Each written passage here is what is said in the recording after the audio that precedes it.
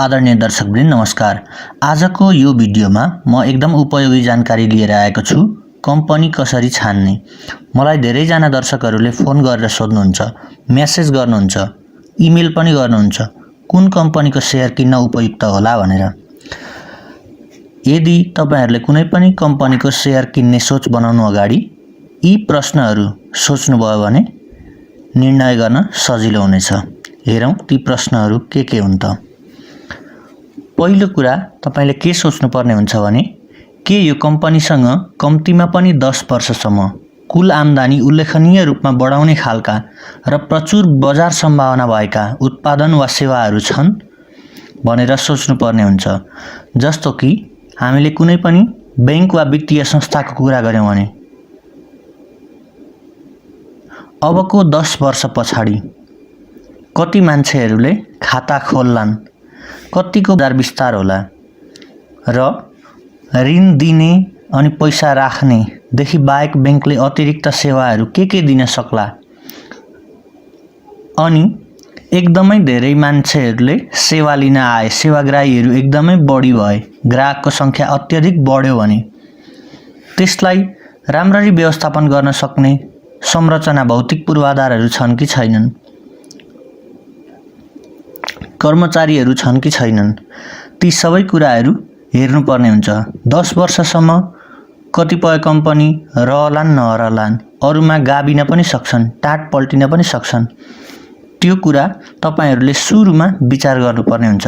किनभने कुनै पनि कम्पनीको शेयर आज किन्ने अनि त्यसपछि थप्दै नथप्ने भन्ने कुरा हुँदैन।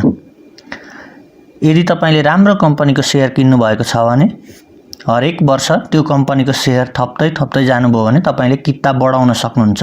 तर एक पटक नराम्रो कम्पनीमा पसिसकेपछि त्यो कम्पनीको शेयर बेच्न माया लाग्या हुन्छ, तपाईको लगानी धेरै डुबिसकेको हुन्छ, तपाईले अझै त्यस कम्पनीको शेयर घट्दै गए पनि थप्दै जानुपर्ने हुन्छ।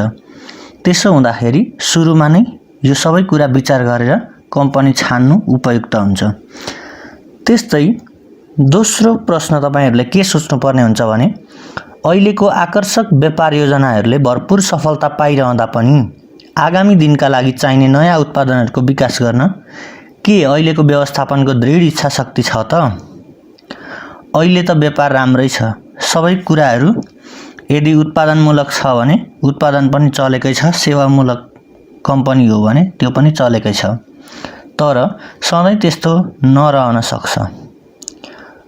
जस्तो कि पहिला सुरुमा रेडियो टेलिभिजनको आविष्कार हुँदाखेरि टेलिभिजन सेटहरू धेरै बिके, टेलिभिजन कम्पनीका स्टकहरू एकदम महँगो हुन पुग्यो। बिस्तारै सबै घरमा टेलिभिजन सेट जडान भएपछि टेलिभिजनको सेल फेरि घट्यो। त्यस्तो खालको उत्पादनहरू पनि हुन सक्छ। र यदि त्यस्तो आएको खण्डमा बदलिदो समयसँगै नयाँ उत्पादनहरू विकास गर्न के व्यवस्थापनले इच्छा शक्ति देखाउँछ। इच्छा शक्ति मात्र भएर भएन, त्यस अनुरूपको काम गरिरहेको छ कि छैन त्यो पनि यहाँहरूले विचार गर्नुपर्ने हुन्छ। जस्तो कि पहिले जसरी टिभीहरू धेरै बिक्थे अचेल टिभी धेरै कम मान्छेले हेर्छन्। टेलिभिजनको जति पनि उत्पादनकर्ताहरू थिए उनीहरू टाट पल्टिने अवस्था आइसकेको थियो। तर उनीहरूले एकदम सही समयमा टेलिभिजनलाई स्मार्ट टिभी बनाइदिए। त्यसमा वाइफाईबाट युट्युब जोड्न मिल्ने, जे चाह्यो त्यही टिभीमा हेर्न मिल्ने बनाए। त्यसकारण आजसम्म टेलिभिजन टिकिरहेको छ। नभए युट्युबले टेलिभिजनको उद्योगलाई सखाप पार्दिनै सकेको थियो। अर्को कुरा के विचार गर्नुपर्ने हुन्छ भने कम्पनीको आकारको तुलनामा यसको अनुसन्धान र विकासका प्रयत्नहरू, रिसर्च एन्ड डेभलपमेन्ट भन्छन्, रिसर्च एन्ड डेभलपमेन्टको इफोर्टहरू कतिको प्रभावकारी छन् त, कतिको इफेक्टिभ छ त। कुनै पनि कम्पनीले नयाँ प्रोडक्टहरू बजारमा ल्याउनको लागि, नयाँ योजनाहरू ल्याउनको लागि, जस्तो जीवन बीमा कम्पनीले विभिन्न नाममा समुन्नत बचत योजना भन्छ, बाल शिक्षा योजना, भविष्य योजना के भनेर केटाकेटीको जीवन बीमा गर्ने योजना ल्याउन सक्छ।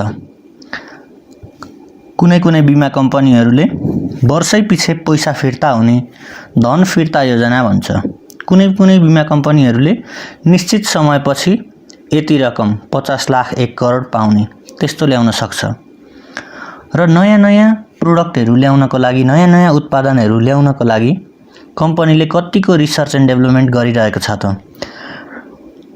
कति प्रतिशत रकम चाहिँ खर्च गरिरहेको छ? एकदमै ठुलो कम्पनीले अलिकति मात्रै रिसर्च एन्ड डेभलपमेन्ट गरेर हुँदैन। प्रतिस्पर्धा एकदम ठुलो हुन्छ, त्यसमा पनि यहाँहरूले विचार गर्नुपर्ने हुन्छ। त्यस्तै के कम्पनीको बजार व्यवस्थापन र सञ्जाल औसतभन्दा राम्रो छ त? यदि बैंक तथा वित्तीय संस्थाको हेर्ने हो भने उनीहरूको शाखा सङ्ख्या कस्तो छ, कारोबार गर्न कतिको सजिलो छ, यदि कोही मान्छेले त्यो बैंकको कुनै पनि शाखा जानु पर्यो भने कति टाढा छ, कति किलोमिटर टाढा छ, कतिको सजिलो छ। गाउँबाट सहरको छोरालाई बुवाले पैसा पठाइदिनु पर्यो भने सहरमा छोराको पनि त्यही बैंकमा खाता र बुवाको पनि त्यही बैंकमा खाता छ कि छैन, सहज हुनु पर्यो। र औसतभन्दा राम्रो छ भने बिस्तारै कम्पनीले राम्रो आम्दानी गर्न सक्छ। अर्को कुरा के छ भने के यो कम्पनीको मुनाफा आकर्षक छ त? कम्पनीले कारोबार त करोडौं गरिरहेको हुन सक्छ, तर प्रॉफिट मार्जिन भन्छ मुनाफा एकदम कम पनि हुन सक्छ। एकदम थोरै मुनाफा राखेर बेच्नेको धेरै कारोबार भए जस्तो देखिन्छ, तर मुनाफा कम पनि हुन सक्छ। र यो इन्डस्ट्री वाइज सेक्टर वाइज भिन्दै हुन सक्छ। होटल व्यवसायको एउटा होला, टेलिकम व्यवसायको एउटा होला र बैंक तथा वित्तीय संस्थाहरूको एक खालको हुन सक्छ। उत्पादनमूलक कम्पनीहरूको अर्कै हुन सक्छ। र मुनाफा कति प्रतिशत छ, रिटर्न अन इक्विटी कति छ, कति लगानी गर्दा कति प्रतिशत मुनाफा पाइन्छ, त्यो पनि हेर्नु जरुरी हुन्छ। अनि अर्को कुरा, कम्पनीले आफ्नो नाफा कायम राख्न वा त्यसलाई अझै बढाउन के गर्दैछ? अर्निङ पर शेयर, प्रति शेयर आम्दानी यो वर्ष 25 रुपैयाँ प्रति शेयर छ। अर्को वर्ष त्यति नै दिन सक्छ कि सक्दैन, त्यति नै राख्न सक्छ कि सक्दैन, त्यसलाई कायम राख्न र त्यसलाई बढाउन के कस्तो कुरा गर्दैछ कम्पनीले? शाखा सञ्जाल विस्तार गर्दैछ कि कर्मचारीहरूलाई ट्रेनिङ दिएर अथवा राम्रो सफ्टवेयर प्रयोग गरेर अथवा नयाँ स्किमहरू ल्याएर के गर्दैछ? त्यसमा तपाईले हेर्न सक्नुहुन्छ। त्यसको लागि कम्पनीको वेबसाइटमा गएर एकचोटि हेर्नुभयो भने पनि धेरै कुरा थाहा हुन सक्छ। अर्को कुरा, के यो कम्पनीको कर्मचारी र व्यवस्थापन बीच सुमधुर सम्बन्ध छ? कर्मचारी र व्यवस्थापन बीच सुमधुर सम्बन्ध छैन भने त्यहाँ राम्रो प्रतिफल पाउन गाह्रो हुन्छ, त्यहाँ सिनर्जी आउन गाह्रो हुन्छ। यदि कर्मचारीहरू सधैँ आन्दोलनरत भयो भने अथवा व्यवस्थापन पक्षसँग सन्तुष्ट भएनन् भने उनीहरूको कामप्रतिको लगाव घटेर जान्छ र यसको सिधा असर कम्पनीको आम्दानीमा र अन्ततः गएर शेयर होल्डरहरूको मुनाफामा पर्न जान्छ। त्यसैले यो कुरामा पनि विचार पुर्याउनु पर्ने हुन्छ। त्यसैगरी के यो कम्पनीको उच्च मातहतका कर्मचारी र पदाधिकारीको आपसमा र अन्य प्रतिस्पर्धी संस्थाहरूका समकक्षी व्यक्तिहरूसँग सम्बन्ध सुमधुर छ त? जस्तो एउटा बैंकको टप लेभलको कर्मचारी, सीईओ र बोर्ड अफ डाइरेक्टरको सम्बन्ध र त्यस्तै अन्य बैंकहरूको सीईओ र बोर्ड अफ डाइरेक्टरहरूसँग कस्तो छ सम्बन्ध, आपसी सम्बन्ध? यदि उस्तै प्रकृतिका 3-4 वटा प्रतिस्पर्धी संस्थाहरू मिलेर एउटालाई एक्लै आए भने उसको व्यापार धरापमा पर्न सक्ने सम्भावना हुन्छ। अझ भनौँ नेपालमा त राजनीतिक दृष्टिकोणले पनि माथिसम्म पहुँच कसको छ उसले त्यसलाई प्रयोग गरेर आफूलाई फाइदा गराउन सक्ने हुन सक्छन्। नातावाद हुन सक्छ। आफू टप लेभलका मान्छेहरूसँग साँठगाँठ छ भने आफू अनुकूलका नियम कानुनहरू पास गराउन सक्छन्। त्यस्तो कम्पनीको के छ अवसर, त्यो पनि हेर्न सकिन्छ। त्यस्तै के यो कम्पनीको व्यवस्थापन गहिराईसम्मै मजबुत छ, यो कुरामा पनि विचार गर्नुपर्ने हुन्छ। जस्तो कि बाहिरबाट सतै रूपले हेर्दाखेरि कम्पनी सबै ठिकठाक देखिन्छ, लोन डिपार्टमेन्ट छुट्टै, अनि त्यसपछि फाइनान्स डिपार्टमेन्ट छुट्टै, क्याश डिपार्टमेन्ट छुट्टै, मार्केटिङ डिपार्टमेन्ट छुट्टै, त्यो देखिन्छ। तर सबै मान्छेहरूलाई उचित कार्य विभाजन छ कि छैन? यदि यस्तो परिस्थिति आइहाल्यो भने त्यसको जिम्मेवार को हुने भनेर निर्दिष्ट काम सबैलाई छुट्याइएको छ कि छैन। त्योबाट थाहा हुन्छ कम्पनीको व्यवस्थापन कतिको मजबुत छ। यदि कुनै नयाँ प्रकृतिको चाहिँ आपतकालीन अवस्था आइपर्यो भने त्यसको लागि कम्पनीको रणनीति कस्तो छ। एकदमै ठुला ऋणीहरूले यदि ऋण तिरिदिएनन् भने कस्तो खालको रणनीति अपनाउन सक्छ कम्पनीले, त्यो सबै कुरा विचार गर्न जरुरी हुन्छ। अनि अर्को कुरा, कम्पनीको लागतको विश्लेषण र हिसाब किताब कतिको दुरुस्त छ। कस्ट अफ फन्ड भन्छ। कुनै पनि वस्तु अथवा सेवा चाहिँ प्रदान गर्नको लागि कतिको लागत भइरहेको छ अनि हिसाब किताब कतिको ठिकठाक छ त। कम्पनीको अनअडिटेड फाइनान्शियल रिपोर्टमा चाहिँ अर्निङ पर सेयर 40 देखाउँछ, अडिट पछाडि चाहिँ 25 मा झर्छ भने त्यो हिसाब किताबलाई ठिक्क भएको, राम्रो दुरुस्त भएको मान्न सकिँदैन। 1 रुपैयाँ 2 रुपैयाँ तलमाथि पर्नु सामान्य नै हो। यदि धेरै नै अन्तर आयो भने त्यहाँ हिसाब किताब केही गोलमाल छ भन्ने बुझ्न सकिन्छ। अर्को प्रश्न, यो कम्पनी सम्बद्ध उद्योगदेखि बाहेक केही भिन्न प्रकृतिको व्यवसाय गरेर प्रतिस्पर्धामा आउने सम्भावना कतिको छ। यदि आफ्नो मेन स्ट्रिम बिजनेस जे छ, अरू प्रतिस्पर्धीहरूले गरेको बिजनेस जुन छ त्योदेखि बाहेक नयाँ प्रोडक्टहरू ल्याएर अलिकति भिन्नै प्रकृतिको व्यवसाय गरेर प्रतिस्पर्धामा आउने सम्भावना कतिको छ। अहिले नेपालमा इन्टरनेसनल पेमेन्ट डलर कार्ड आइसकेको छ, राष्ट्र ब्याङ्कको निर्देशिका पनि जारी भइसकेको छ र यसमा 5 वटा ब्याङ्कहरूले निकालिसकेका छन्। नोबेल ब्याङ्कले सबैभन्दा पहिले निकाल्यो, अब एनआइसी, ग्लोबल अरू पनि छन्, सबैले ढिलो छिटो निकाल्दैछन्। र सबैभन्दा अगाडि को चाहिँ चेन्जसँग समयको माग सँगसँगै कुन चाहिँ कतिको परिवर्तन हुन सक्छ। यदि परिआएको खण्डमा नयाँ खालका सेवाहरू जस्तो कि ब्याङ्कहरूले उनीहरू आफैले लाइफ इन्सुरेन्सको सेवा दिन सक्छन् कि सक्दैनन् आफ्नो खाता धनीहरूलाई, खातावाल ग्राहकहरूलाई, त्यो पनि धेरैवटा ब्याङ्कहरूले गर्दै आएका छन्। बचत खातामा नै लाइफ इन्सुरेन्सको र हेल्थ इन्सुरेन्सको कन्सेप्ट पनि ल्याएका छन्। यस्तै नयाँ प्रकृतिको व्यवसाय गरेर प्रतिस्पर्धामा आउने सम्भावना कतिको छ त्यो कम्पनीको। जस्तो एउटा सिमेन्ट कारखाना छ, सिमेन्ट कारखानाले अब निर्माण सामग्रीसँगै सम्बन्धित रड पनि उत्पादन गरेर प्रतिस्पर्धामा आउन सक्ने सम्भावना कतिको छ। जस्ता पाता पनि थप्न सक्छ, त्यसमा रङको व्यवसाय फेरि थप्न सक्छ।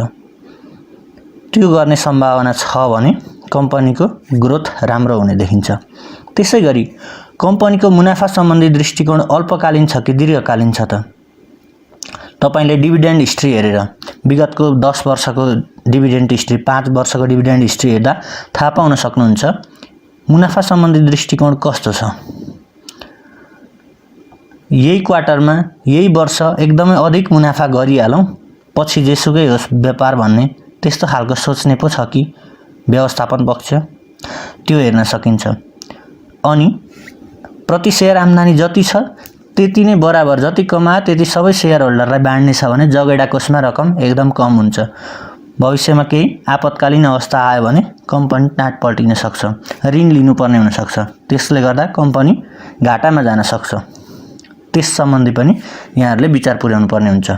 त्यसैगरी अर्को प्रश्न यहाँहरूले सोच्नुपर्ने के छ भने निकट भविष्यमा कम्पनीले आफ्नो व्यापार विस्तारका लागि अथवा ऋण तिर्नको लागि शेयर जारी गर्नुपर्ने बाध्यता आउन सक्छ। एफपीओ भन्छ, फर्दर पब्लिक अफरिङ।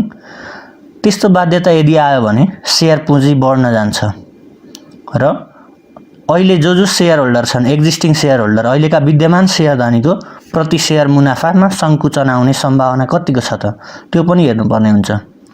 नेपालमा चाहिँ राइट शेयर, बोनस शेयर जारी गर्यो भने राम्रो हुने, त्यो शेयर चाहिँ भाउ बढ्ने हुन्छ। तर त्यसबाट के हुन्छ भने शेयर पुँजी बढ्ने हुनाले यदि राइट शेयर भयो भने त विद्यमान शेयर धनीहरूले त्यही अनुसारमा आफूले लगानी गरे भने राइट पाउँदा राम्रै हुन्छ। तर राइट शेयर जारी गर्न संस्थागत लगानीकर्ताहरू, प्रोमोटर शेयर होल्डरहरू इच्छुक भएनन् र कम्पनीले यदि एफपीओ फर्दर पब्लिक अफरिङ जारी गर्नुपर्ने भयो भने प्रति शेयर मुनाफामा सङ्कुचन आउने निश्चित हुन्छ। त्यसमा पनि यहाँहरूले विचार गर्नुपर्ने हुन्छ। र अर्को छ कि व्यवस्थापन पक्षले अनुकूल परिस्थितिमा लगानीकर्ताहरूसँग कम्पनीको अवस्थाबारे खुल्ला रूपमा छलफल गर्ने र प्रतिकूल परिस्थितिमा चाहिँ कुरा लुकाउन खोज्ने वा केही भन्न नखोज्ने गर्छ। त्यस्तो साइलेन्ट म्यानेजमेन्ट अथवा पब्लिक डिस्कसन गर्न लगानीकर्ताहरूसँग डिस्कस गर्नको लागि, सेयर होल्डरहरूसँग डिस्कस गर्नको लागि यदि बोर्ड अफ डाइरेक्टर्स चाहिँ हिचकिचाउँछन्, कुरा लुकाउन खोज्छन् भने त्यसमा पनि केही खराबी हुनसक्छ। त्यो कुरा साधारण सभामा कसरी चाहिँ साधारण सभा हुने गरेको छ त्यो पनि यहाँहरूले विचार पुर्याउनु पर्ने हुन्छ। त्यसै गरी के यो कम्पनीको व्यवस्थापन निस्सन्देह विश्वास लायक छ, त्यसमा क्वेसनै गर्न नसकिने अनक्वेसनेबल ट्रस्टको लायक छ त कम्पनीको म्यानेजमेन्ट, इमान्दारितामा केही खोट लगाउने ठाउँै छैन, पुराना ठगीका विवादास्पद काण्डहरू केही छन् कि, बोर्ड अफ डिरेक्टरमा भएको कुनै मान्छे पहिला कुनै करोडौँ घोटाला गरेको मान्छे पनि हुनसक्छ। उसको इतिहास हेरेर एकपटक ठगी काण्डमा मुछिएको मान्छेलाई पूर्ण रूपमा विश्वास गर्न सकिँदैन। उसले फेरि पनि त्यस्तै प्रकृतिको ठगी गर्ने, कुनै पनि काण्ड मचाउने त्यस्तो हुनसक्छ। यदि त्यस्तो छ भने तपाईहरु त्यस्तो कम्पनीहरुबाट पनि टाढै बस्न सक्नुहुन्छ। यी सबै कुरा 15 वटा प्रश्न सोच्दाखेरि सबैमा ठीक हुन्छ, राम्रै खालको